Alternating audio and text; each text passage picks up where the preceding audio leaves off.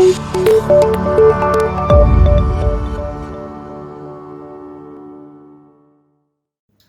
what's going on everybody? Andy Clements here again from Bodies by Moose, and today I want to take you through a really quick video on the deadlift. So the most common question I probably get asked about the deadlift in relation to the kind of training that most people follow me for would be, do you have to do a deadlift if you want to build muscle? Do you have to regularly perform a deadlift if you want to build muscle? It's a really good question.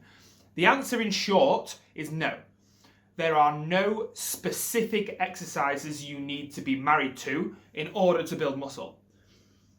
Creating an emotional attachment to an exercise is probably one of the biggest mistakes that guys and girls that want to build a physique make in the gym. Now, there are certain types of exercises that people need to be doing, but a specific movement, a specific exercise, if the goal is muscle building, isn't your way forward.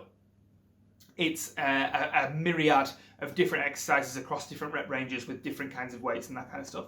Now, if you're something like a power lifter or a strength athlete or somebody whose goal is to get strong at a specific exercise, that's different.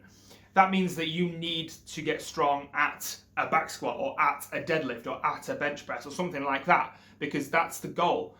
But if your goal is to build muscle, you just need to use the correct tool for the job. And that means that some people will have a body built for conventional deadlifting.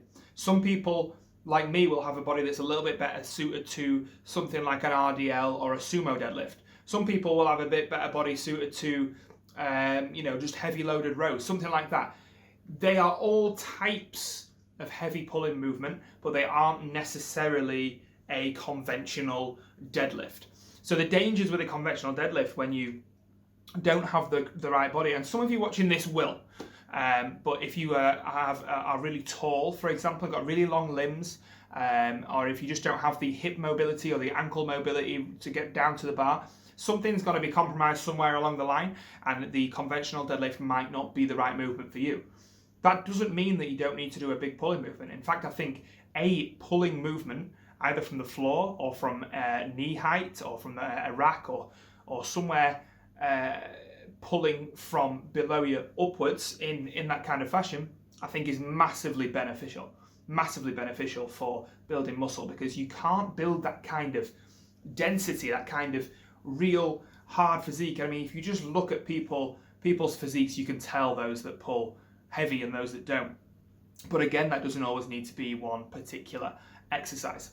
So the take home from this is literally, don't get married to one particular exercise, but be concerned with a type of exercise and pick the best one that suits your body. So it doesn't necessarily need to be a deadlift.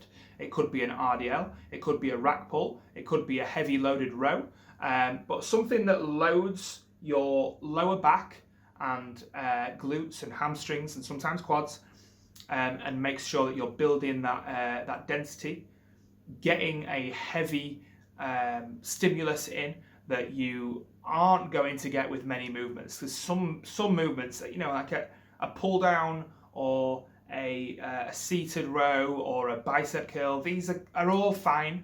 They're all perfectly fine to include in your programs. But if we're being honest, they aren't going to give you the same neurological and physiological response that a big heavy pull will. So you need to do the hard stuff. You need to do the basic stuff that works. It doesn't necessarily need to fit in this little box of conventional deadlifting, but I'm afraid there's no shortcuts. And if you want to build a really big, strong physique, you need to be doing some kind of heavy pulling work, and you need to be progressing your lifts and getting stronger over time. Hope that was useful, guys, and I will speak to you again very soon.